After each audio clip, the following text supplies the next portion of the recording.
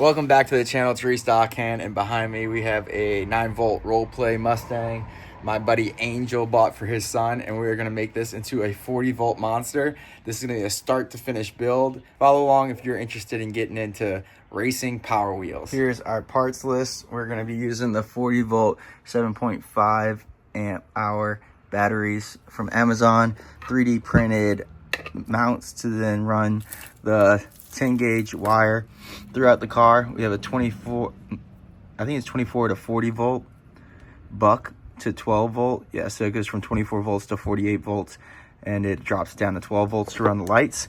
We got a remote on off switch, 2 fans for the Peanut Workshop PWM. This is a 40 volt DC, so this is plenty good enough for us, and this is going to be running the motor. So here are the 775 motors from Amazon with the gearbox. We'll just have to make the Dremel out the holes a little bit larger. And that's about it for the parts list. It's about $380–400 of parts here. You're definitely gonna need a Dremel, some drill bits, a soldering iron, and a spare time to then go through and do whatever we're gonna do. The first thing we're gonna do is we're gonna disconnect this battery, and we'll remove the large lead acid battery that is in the machine, and then we will remove that 550 motor and then Dremel out the space around here so that the 550s can be replaced with the 775 gearbox. And there is space over here for the second one, but the hole also need to be drilled out to make wider. In order to do that, we'll have to remove these hubcaps, and I'll show you what's underneath. A simple flathead screwdriver pressed between the tire and the hubcap will let you remove the pressure tabs, and I'll show you what it looks like underneath.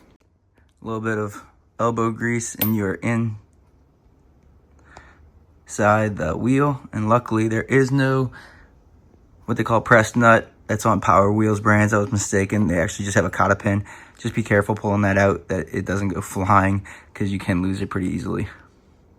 So let's get this wheel off. Now with the one wheel removed, we'll be able to remove the second wheel just by sliding it out.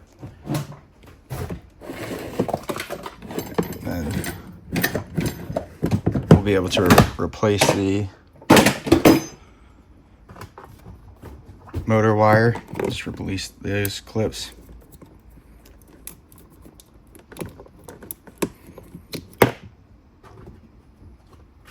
And then the 550 motor comes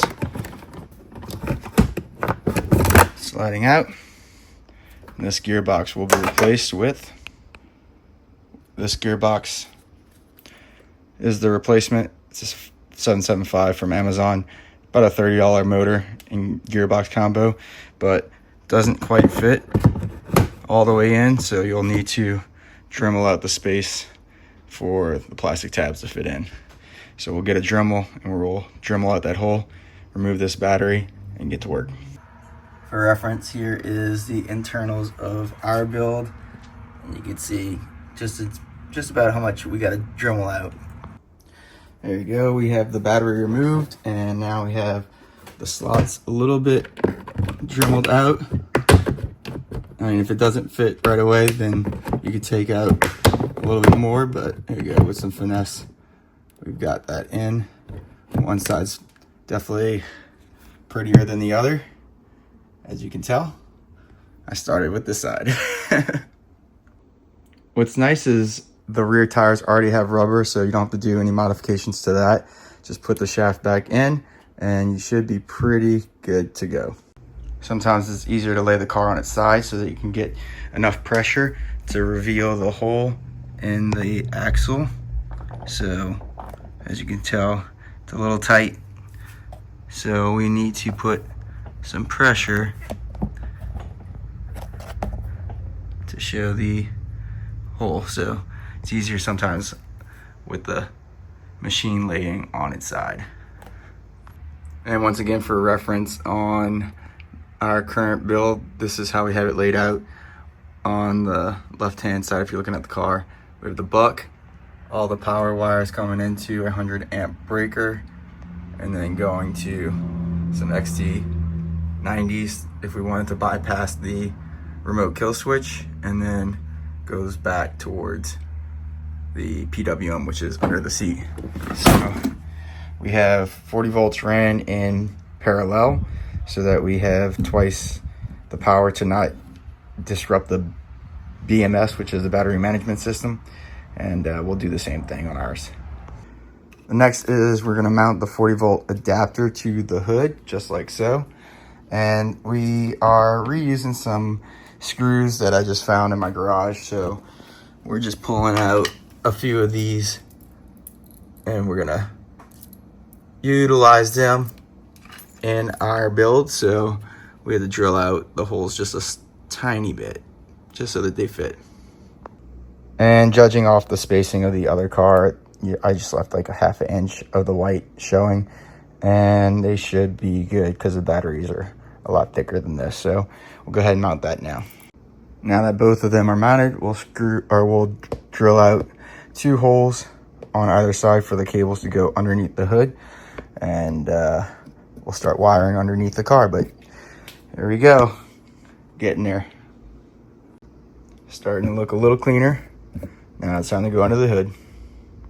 Now with the car upside down, you kind of see the new gearboxes. They fit pretty snug. I mean, very little room for error here, but everything's nice and buttoned up there. Now we're looking under the hood. See some of our screw jobs here, holding on for dear life when those 40 volts get in there. And then our power negative wire. So we'll go ahead and mount the buck 12 volt converter to run the lights. And then we'll run our remote on off and our 100 amp breaker. You'll need some of these 12 to 10 gauge ring adapters to go ahead and mount that to the post of your 100 amp ignition. So we'll go ahead and put these onto our power wire, and also a smaller one for the 12 volt buck. There we go. 2 10 gauge circular, I guess, I don't know, connectors are attached, and then the one off the buck on the positive, as well as I strip back some of those wires because they are going to go into one of these. So what we're going to do is we're going to put the negative terminals into this. 1 2 1 and 2, and then the other negative terminal will be for the buck, so that it can pull from the 40 volts, and then we'll have 2 12 volt positive and then negative out so that we can run the lights. So here's our 100 amp breaker. One says battery there at the top, the other one says accessory or aux. It's hard to see, but aux, there you go. And then we'll mount these after we attach the battery terminals to that. The aux will be what we run to the PWM. So go ahead and we'll mount these after all that's attached. There we go. We have the 100 amp breaker installed with the power running to it. We have the negative terminals coming out of the battery, getting plugged into these jumper boxes, these Wago jumper boxes. So we got the 2 negatives, and then this is the feed for the 12 volt step down. We'll go ahead, excuse me, we'll cut a piece of 10 gauge wire about 1 foot in length to go from this jumper box to, we'll put XD90s on the end, and we'll take the positive that comes off the 100 amp and then go to XD90s as well. And then we will make jumpers for the remote on off. And then from the remote on off, we'll run all the way to the PWM in the back of the car. I'll show you what that looks like here in a second. But first, we gotta mount the remote on off switch. This is a nifty setup. It has a little bit of an antenna. It has about a 50 foot or 100 foot range. So if you are chasing after your kid with a bike, it's usable. You have 2 key fobs that come with it, just like you unlock your car, basically off and on button, and that will cut the power to the car remotely, but you have to be within 50 to 100 feet. So if you don't have a bike or a 1 wheel or an ability to keep up with the car, you're gonna find this thing pretty useless. But for 30 bucks, it's kept my kids out of a lot of trouble. Here is our jumpers that'll go to the negative and positive terminals of the remote on off. And then again, you gotta have an input and an output, and we'll put XD60 or XD90, excuse me, ends. We'll have to solder those on the other side so that if we wanted to bypass this system, I haven't figured out if this is got a limited amount of amps. Basically, if you draw more than 30 amps, I found that this might be a weak point, and at the racetrack we could just bypass it if we use these quick connects. It's an extra 30 minutes of my time, but it's something that I'm gonna do for this build. And we'll go ahead and add caps to the terminals going into it, and then the terminals going out to it to the PWM. Again, an extra step. You don't have to if you don't want to add this step. Now this process does take a lot of focus, so I can't film it all, but basically you're gonna want good flux, some solder flux, and a good iron running off a LiPo battery here. So I'll get it nice and hot. I'll add some flux to the wires, helps the solder stick to it. And then I'm gonna add this terminal to the battery connectors, and then just make sure that you alternate with the correct ones all the way through until the PWM wire. So I'll show you what that looks like at the end, because I can't film me soldering, sorry. And ta-da! There it is. XD90 to a remote cutoff switch.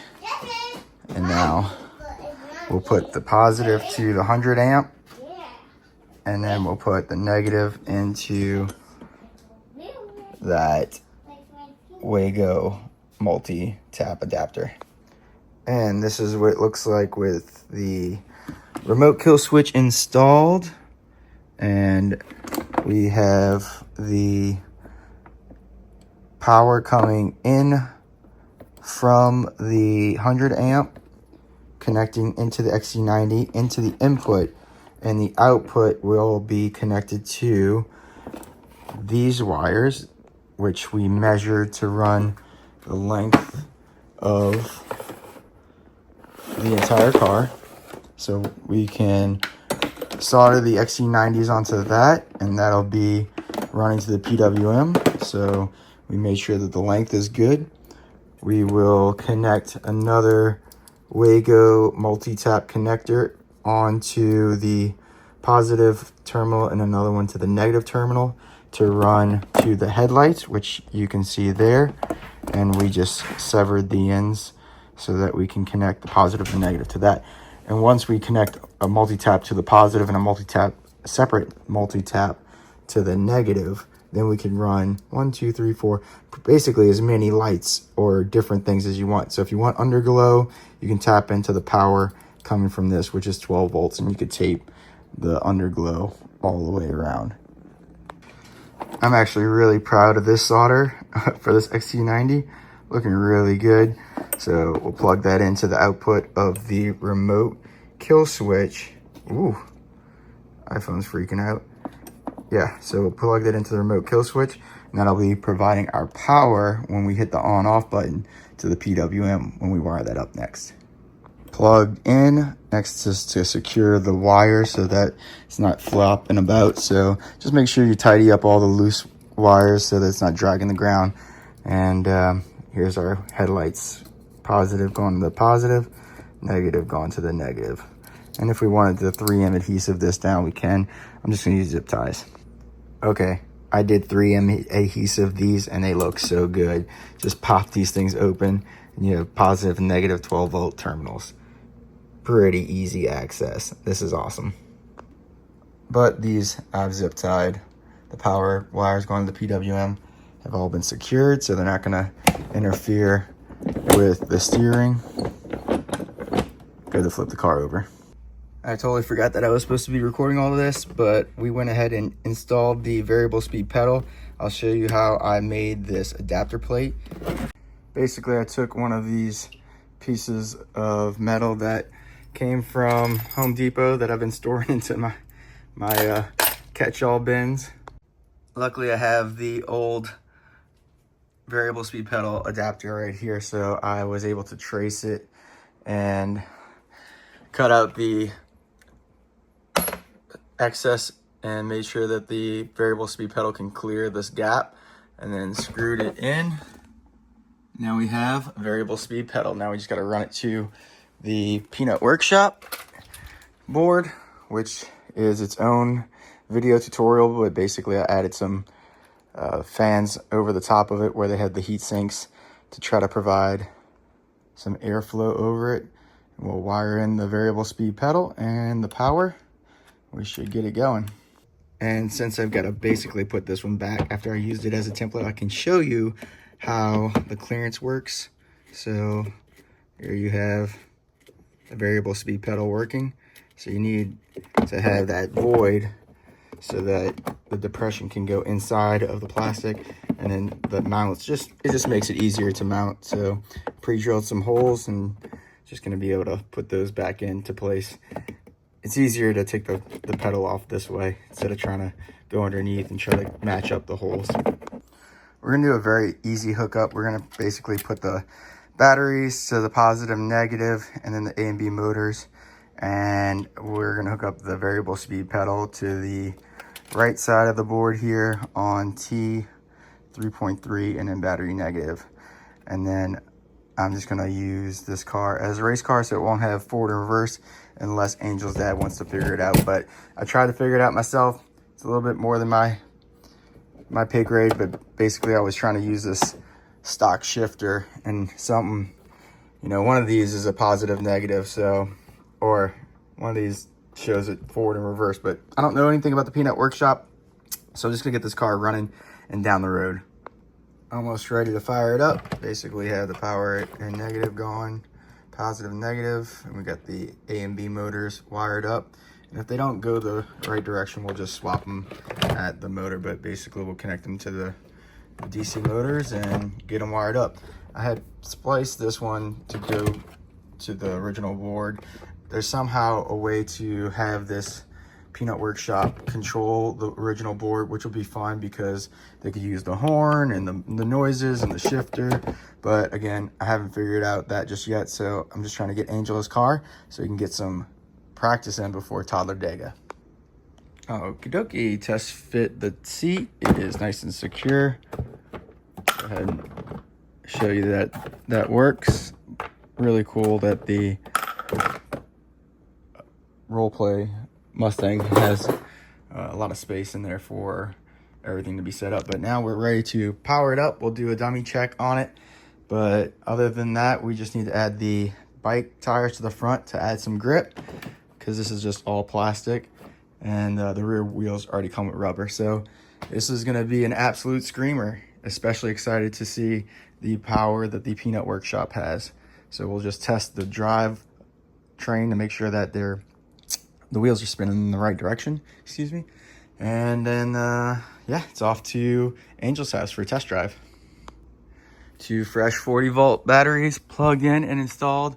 We have headlights because it is gone to the buck. And when I hit this on/off button, everything's turned on for the Peanut Workshop. Here we go.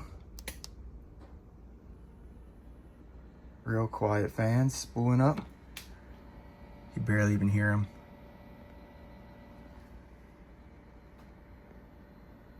I don't know which way they're actually blowing, so that's one thing. We're gonna test the pedal. Oh, we don't have the pedal hooked up. I wired the pedal, or I've installed the pedal, but I haven't wired the pedal. Also, I need to make sure these fans are blowing the right way. It's kind of hard to tell.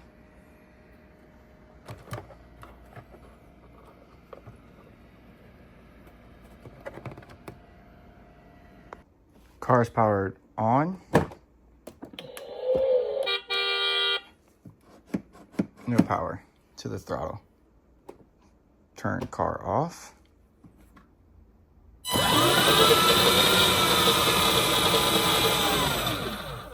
Couple of workarounds we had to do. We have the reverse and the yellow in the forward high position, and the blue, which should be forward, in the reverse, because I just can't figure it out right now. But basically with that shifter in the forward position, we have the pedal wire was clipped, and then we crimped the wires together so that we created a circuit.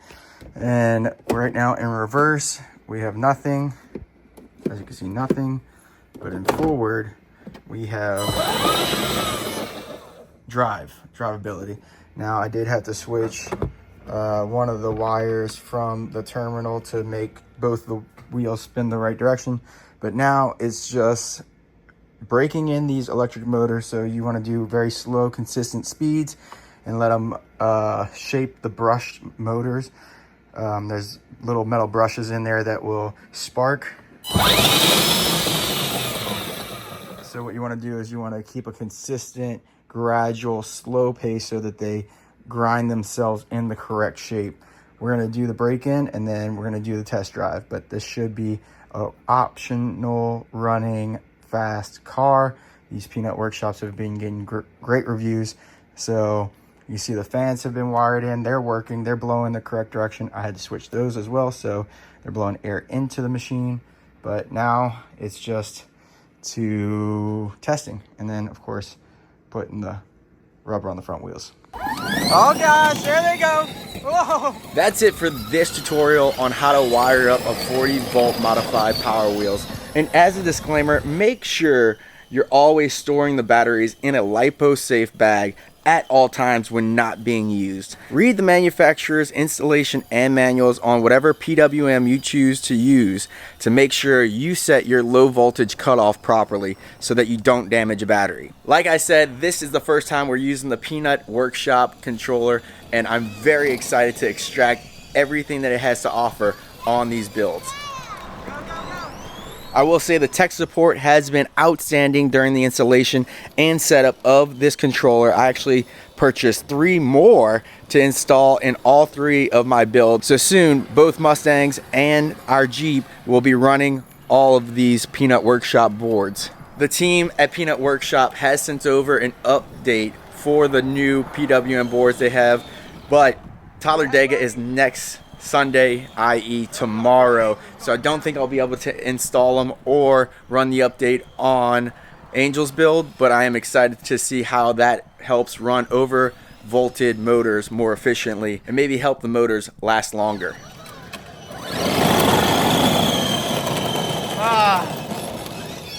Off the side. There you go.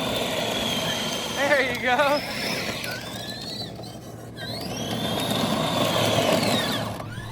So good luck on your build. Make sure you keep all those wiring clean and cover any exposed raw wire. And as always, thank you for following along at the adventure. This is Doc Hand's Big Adventure. Make sure you like, comment, and subscribe, and we'll see you on the next one. Peace.